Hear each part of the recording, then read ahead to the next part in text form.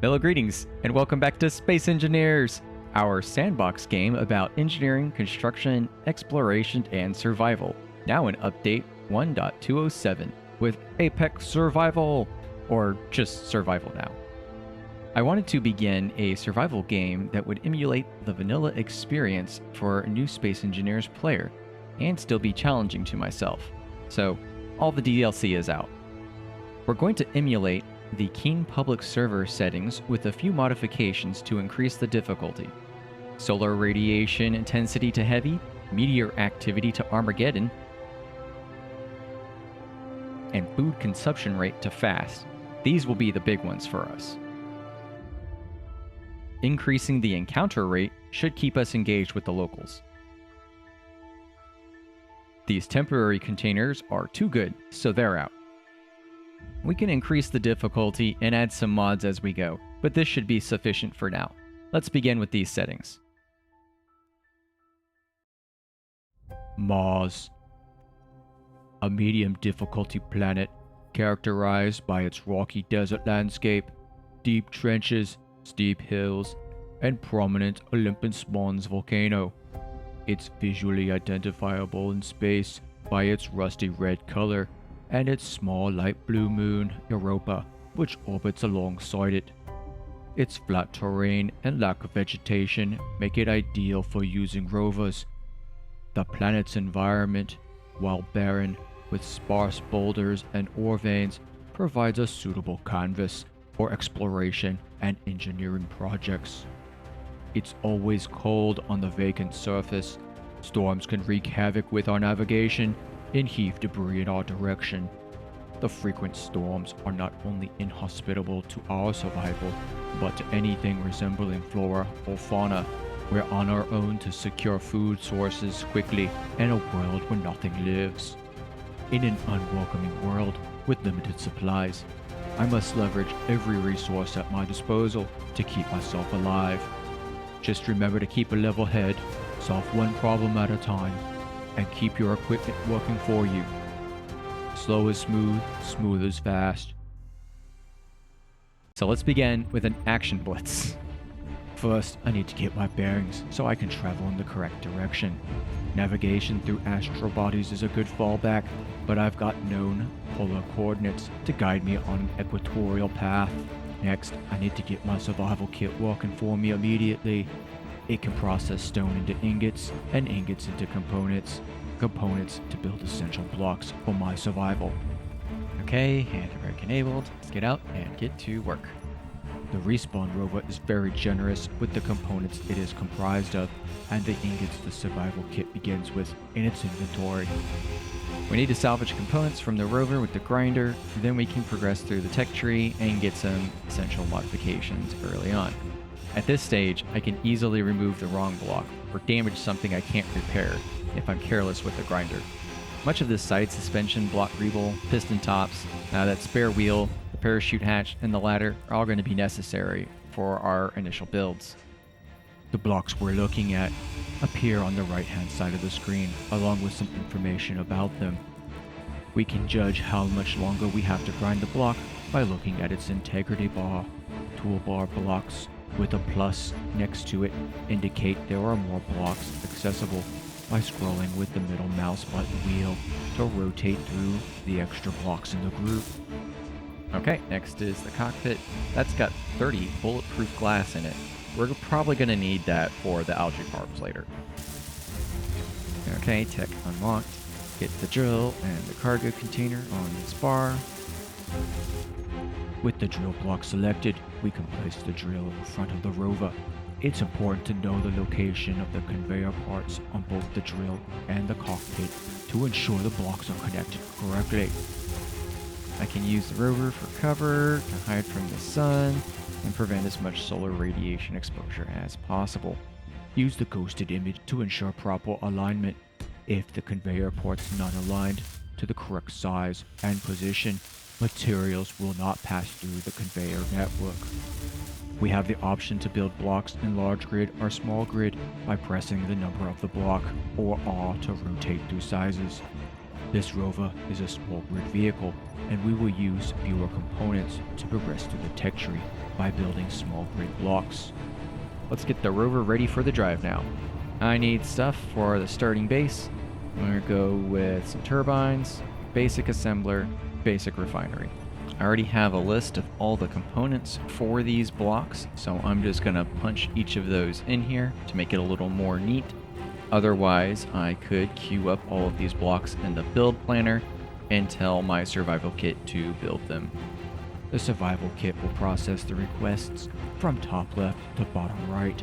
I will move the ingots request behind all others, so the survival kit can construct my components as a priority. It will still process stone into ingots as necessary to build these components. For now, we can just monitor the inventory of our rover.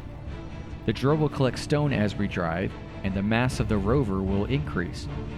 The collection area is greater than the physical drill head, so we do not need to have direct contact with the ground to skim stone from the surface. But first, it looks like I'm going to hit a world seam, so I'm going to compress the wheel suspension with X, and then hopefully we can cross this. Okay. Nailed it. Nice. Next for operation, don't die. I'm going to put north on the left, south on the right, and drive off into the sunset. Keep about the same distance from both as I travel into darkness. And now it is time for me to reveal my master plan. So, the fast hunger depletion will take us from 100 to 0 nutrition in about 45 minutes. This is about 2.2 nutrition per minute, and the kelp crisps that we're given in our cockpit will each fill us by 12 nutrition. This will add to the maximum potential of 148 nutrition, or about an hour before we begin to starve to death, 65 minutes or so. So we've got that long to make our base and get food. First, food. More kelp crisps will be our fastest way, but we need to get an algae farm to grow the algae for that food. We need components such as the bulletproof glass and the small steel tubes to make an algae farm, which we cannot make from the survival kit. We need to establish power generation and at least a basic assembler to get those components. So we need a lot of glass for the farms and at least enough for 4 algae farms to create 4 algae at once for 1 kelp crisp. Glass requires a lot of silicon wafers, which means a lot of silicon.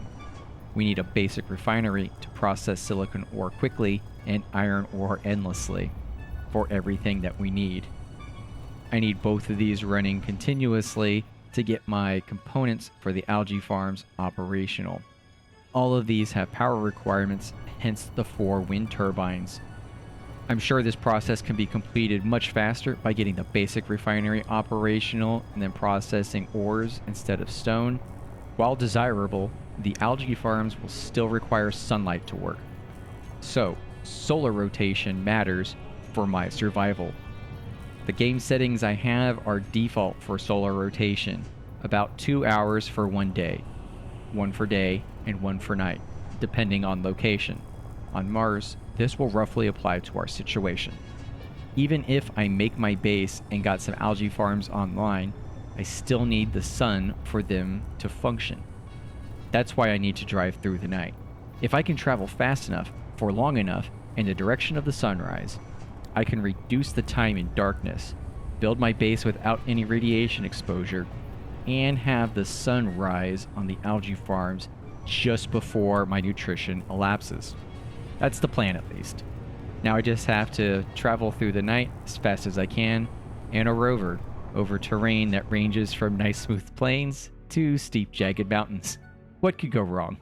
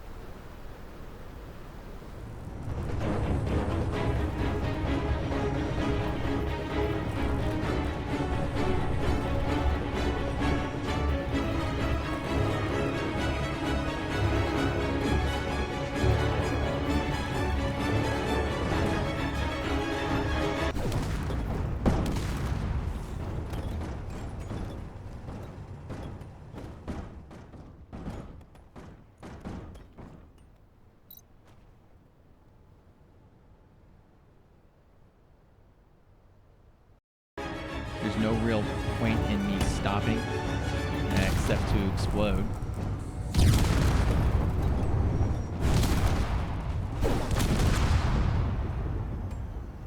I must have had some serious air there. Well then.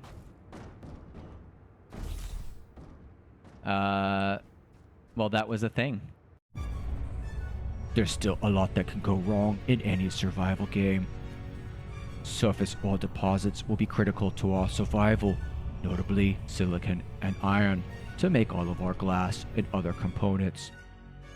Finding these two rocks near each other when I'm ready to establish my base on terrain that's easy to drive on will determine my success. Okay, that's the immediate survival goals working, but I've got a couple other limits I want to apply at this stage. I'm not going to go to an unknown signal or any other encounter that might benefit me until I can create my first food. This should create a reasonably repeatable playthrough without the unexpected boon of a random encounter. After this initial stage of the survival run is complete, I can explore all the encounters. These survival settings will force me to build buildings to protect me from radiation storms. I can also scavenge the DLC blocks from encounters to enhance my buildings, since I cannot create these without the DLC. As for my goals, I usually end my playthroughs on the public servers once I've completed a large grid interplanetary ship with a jump drive and depart. However, with the addition of the new encounters, I think it's best to extend these goals a bit. First thing I want to do is not die. I'm going to play this on a hardcore mode, so if I die, we're done with the game. I cannot respawn. Number 2, I want to emulate a real survival environment.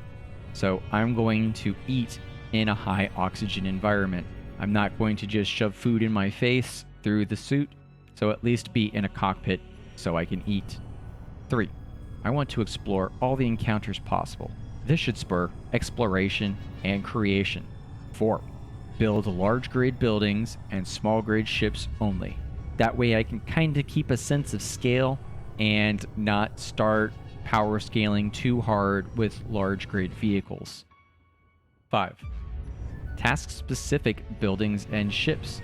This should force me to build more interesting creations. In that same vein, number 6, greeble everything.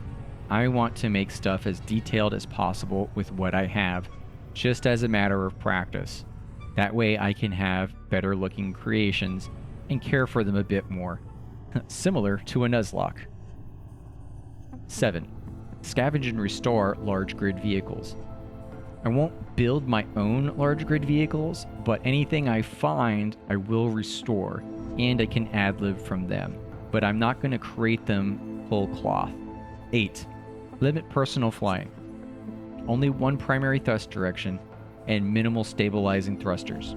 Drones are of course exempt to this rule because the game can't handle it. This way I can overcome construction challenges using ground-based things that I create instead of flying everywhere with the jetpack or in a hovering work platform. 9, stick to vanilla public server settings and limitations as much as possible. No scripts, limited drills, limited grinders, and limited welders. Unlimited PCU for building, that's the benefit of working offline. Any mods I add are going to be for a difficulty ramp and not for an ease of gameplay. Although something like the paint tool, I'm going to say should be incorporated anyways, so that's about guaranteed. Limited quality of life is acceptable in that manner. 10, build or restore planetary ship to depart Mars. So with the above goal of restoring large ships, in order to get off of Mars, I need to do that in a ship that I have restored. I can't just do it in a simple small grid vehicle, although that might actually be interesting if I did. But I want to have an interplanetary ship that I do restore in order to depart. And that may not even be the end, it might just be the next saga, since we have all the space encounters. With that is a stretch goal, to establish a colony on every planet suitable for the survival of at least 5 players, so endless soft restarts are possible. If I can get enough production on this planet, I can send seed ships to these other locations, and with that, build a communications relay and automation to manage the network of bases. I think that'll be cool to establish those bases before I can even set foot off of Mars. The new skybox is much darker, making nightfall itself a challenge, but even with lights, spotting challenging terrain can still prove difficult. I've tried this run a dozen times by now, and I've had to compromise a bit. This run, I've allowed the use of third-person point of view, which will help me spot terrain fall off and navigate around these many massive craters and steep cliffs a lot easier in the Martian darkness. This is a huge boon to not dying, not wrecking the rover, and getting lost in the night. I'm also letting myself use the jetpack for now. This way I can get the base established more quickly without having to cheese the run. The GPS coordinates I put in at the start will also help me align my base so that I can place my algae farms facing the sun for maximum solar exposure. If my placement is poor, the base or the algae farms themselves could prevent sufficient food production in a timely manner. Once I've consumed all of my initial food and that nutrition bar gets to 80, I'm gonna start looking for some rocks and a location for the base. It's time to scout for surface materials and a good location to establish my first base. Using the third-person point of view will help me see a wider area, especially in the darkness.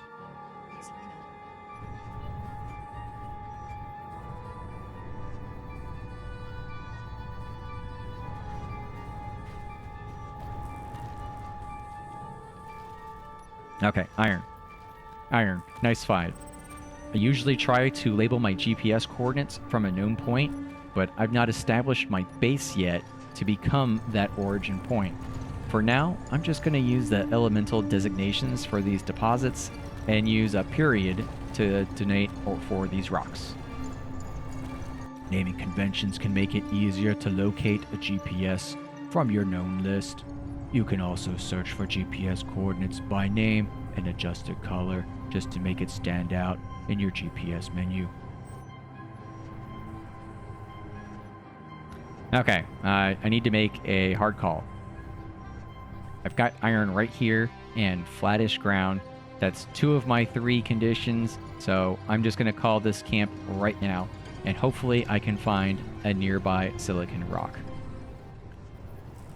In a vanilla game, we can usually find everything we need in about 5 kilometers on any given point on the surface.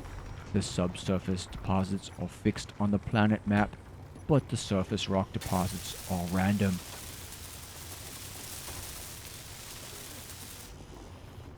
Building an interior wall will unlock additional blocks, such as windows, ramps, and some others that we'll need for later.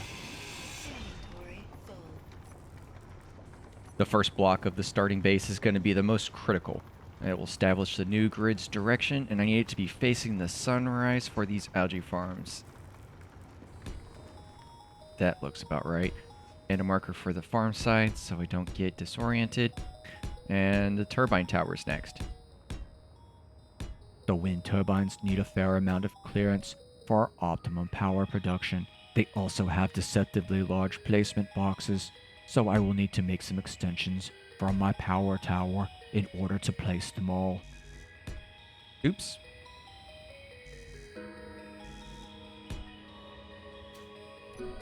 Cut that down and replace.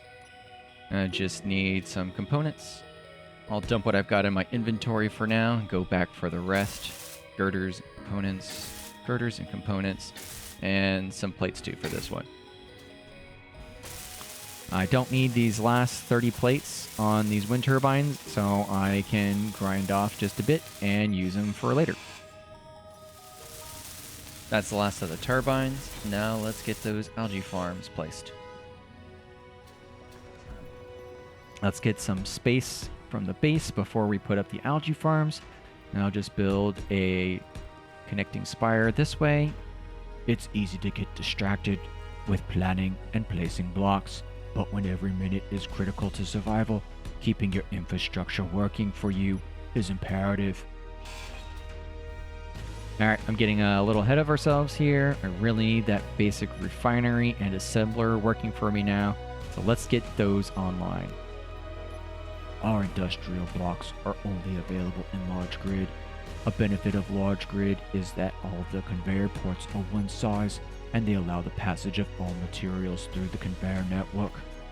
Make sure you pay attention to the placement of the blocks that they're connected to, like this basic assembler only has one conveyor port, which must be connected to the basic refinery for our ease of access.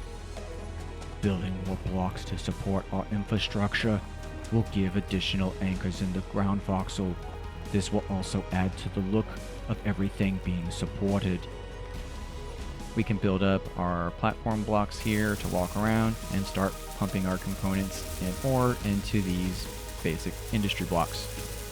Both the basic refinery and basic assembler have small inventory to support their functions, just like the survival kit. These limited inventories will help us buffer our production.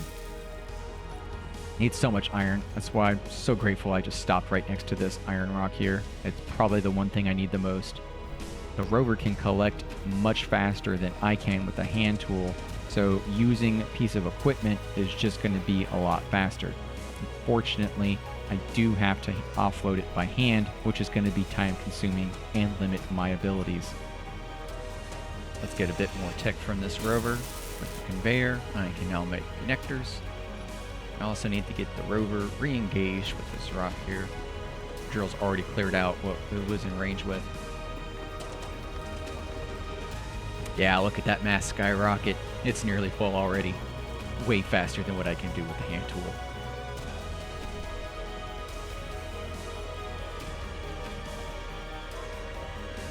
Okay, let's get some cheeky storage on the base with that connector I unlocked. Conveyor block here. That'll give us more options. As long as I don't complete it, I can still access the basic refinery. I could build a ramp and a connector for the rover, but that's going to take too much time that I do not have. An easy way to interface with the base's cargo network is docking a vehicle to the base by connectors. These temporary connections allow access to the base's control panel for the management of base supplies and the rapid transfer of cargo. I could build a ramp and a connector for the rover, but that's going to take too much time that I do not have right now. We'll have to hold off on that. A storm is rolling in. These atmospheric conditions and weather can have an impact on game mechanics. Sand and dust storms can limit visibility, which can make travel very dangerous. This fog is not helping. The weather can affect my power supply negatively, especially because I don't have a battery on this base to cover peak demand and low power production. Wind turbines produce more power during the fierce winds of a storm, but less during the calm of a fog. Alright, let's get a quick scout on with the rover. I need some stone for the survival kit to process, and some silicon for all the glass. I need the basic refinery and the basic assembler working for me continuously now. Come on, rock. Where's my silicon? I need to optimize my time in the rover while I continue to scout for silicon rock. It's back to gathering stone with the drill and queuing components for production in the survival kit. Stress continues to build as the fog lingers and my nutrition depletes. While easier said than done, it's important to keep a level head. Control your breathing to control your reaction to stressors. Think through the next step and don't act hastily. Yes, silicon. Okay, I'm gonna dump all this excess stone so I can trade that space for a silicon ore.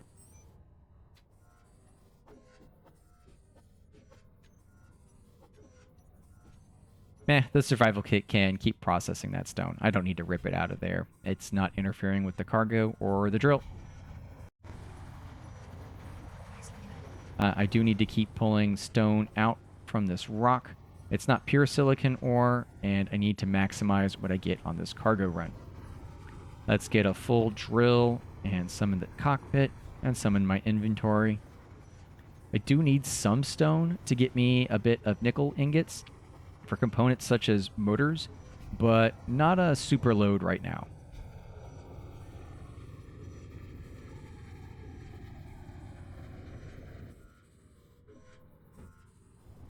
I still have not made a GPS for the base. Thankfully, I began next to an iron marker, and that target lock quality of life update just picks up any nearby grids while I'm in a cockpit. Very nice. Very helpful. With critical ore resources secured, I need to get to work fast, ensuring the basic refinery and basic assembler are working towards my algae farm goal is the highest priority. While my industry is working, I can take some of these components and start feeding them into the base to make some quick improvements for myself. This connector and assembler are going to get filled pretty quickly, so I need to keep pulling out material manually to keep building my stuff. Unbuilt blocks can provide protection from solar radiation by placing large sheets of glass on the sun-facing side of my base. I can secure protected access to the underside of the algae farms. Large 3x3 windows can be placed with a single girder, making them an excellent source of solar protection. Sci-fi LCD panels can reach 5x5 size, but we do not have access to them or the DLC. This row of farms is going to collide with the slope of the ground, so that's going to be annoying. I also need to extend this platform a bit so I can keep walking and have parallel access while underneath, and then out front so I can get access to it later. By using my time now to weld algae farms to the limit of the glass will save me critical moments in the future. Even without all the components in a block, I can continue to increase the construction integrity. I just add some more weld time to build it up a bit. Okay, need some iron for the rest of these components. Let's get the survival kit working for us again. We get the rover so heavy, so fast with this drill. It's digging a bit of a hole in front of the iron rock too. That's why I like to keep the handbrake on to stop it from burying its face into a giant hole. That would make it very difficult to recover.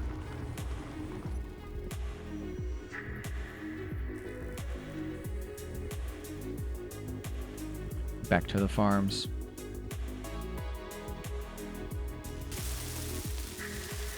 One and done.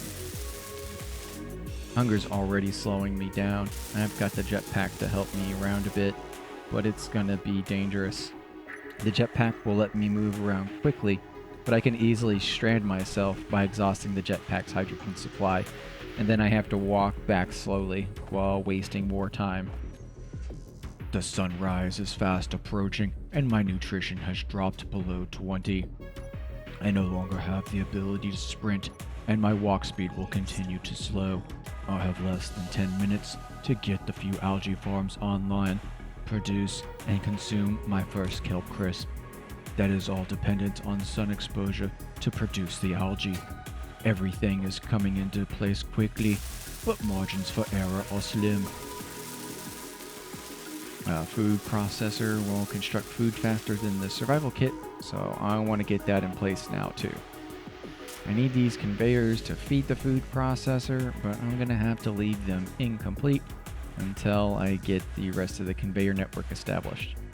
Else I will lose access to the only access point on the algae farms. Food processor is online. The sky is getting pretty light now too. I'd take a minute to enjoy it if I weren't about to die.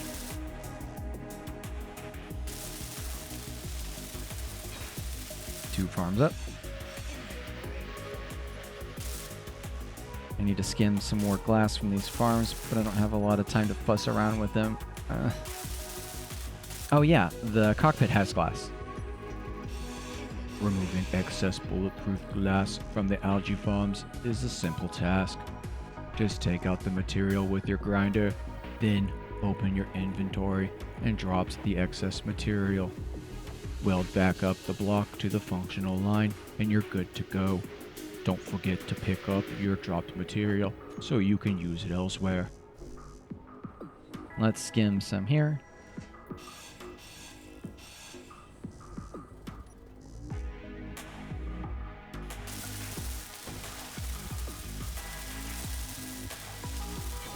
Three up. Yoink. These are already getting exposure. I'll take it. And 4.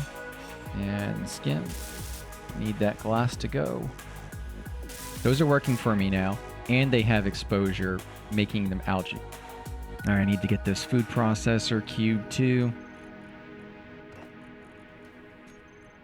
I need to move the rover to a safer place away from the sun. It's starting to get light now. And I'm probably going to get that solar exposure soon. Okay. Those are working for me now. And they've got solar exposure. So they should be making algae for me. But it's still going to take a minute. That's literally all I have. Algae farm production rate is based upon solar exposure. As the sun rises, their time to produce algae will reduce. The efficiency rate and time to produce the next algae can be viewed in the control panel. 5 nutrition. Sun's coming up to hinder me now too.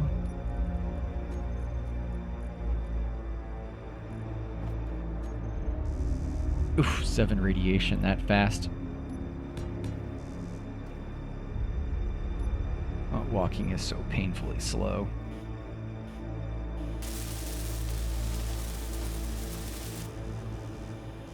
Okay. Full exposure on the farms. That's good. And I'm protected from the sun for a bit. 2 minutes. 1 minute. I can still get more online right now. Let's get some more conveyors placed and completed.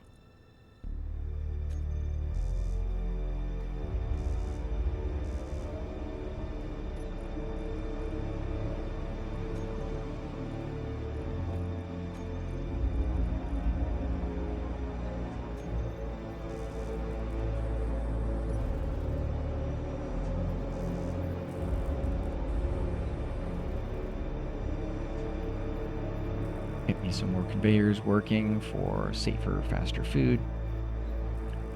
2 nutrition. 1 more minute.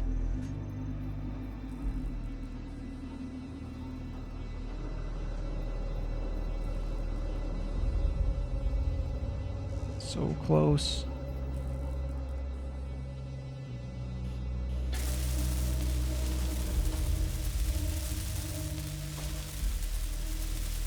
Another junction.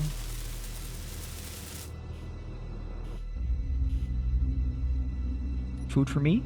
Food for me? No, not yet. Come on. Make me food. Okay, two waiting in the processor. 1 nutrition remaining. Algae where? Mine? Okay. Mine? Yes.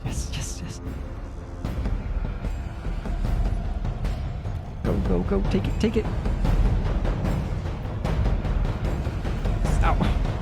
Oof.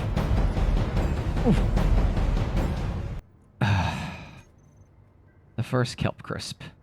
What a relief. We survived our first day and made it to our second solar rotation. But it's too soon to pat ourselves on the back just yet. We have really yet to get started. Let's take a quick look around. I survived a sprint across the ruthless Martian landscape in a night of relentless meteor showers and hostile storms, while my resources rapidly depleted. But through careful action, I've established some initial power generation, ore refinement, and material construction, along with a few algae farms to get us a single kelp crisp and postpone our immediate demise. What we've achieved this far is not enough to keep us going for very long. I don't have access to additional oxygen yet, and now the additional challenge of radiation exposure as I build throughout the day. With the creation of our first food, I can now explore unknown signals and encounters, but those themselves bring an extra element of danger. But how well can I balance radiation exposure with base expansion and exploration? Survival is about improvising, adapting, and never giving up to overcome the challenges in front of you. Until next time, go forth and build great things. See you then.